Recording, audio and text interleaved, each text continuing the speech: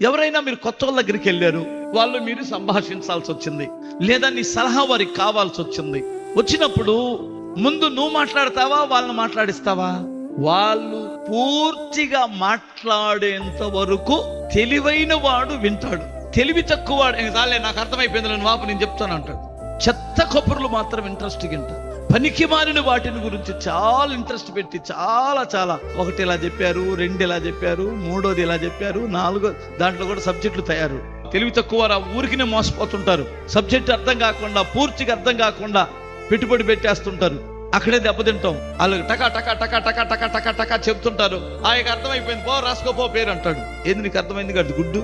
ఎవడ ఊరికి డబ్బులు ఊరికి ఎవడికే రావు. ఆడు అన్ని మాటలు నేర్చాడంటే ఆడు నీకంటే పెద్ద మేధావి. అర్థమవుతుంది, వినాలి, ఇంటే గాని విషయం అర్థం కాదు. మనం బ్రతకాలంటే లోకంలో ఏం కావాలి? జ్ఞానం కావాలి. అప్పుడు నీ జీవితం, నీ స్థితి మారి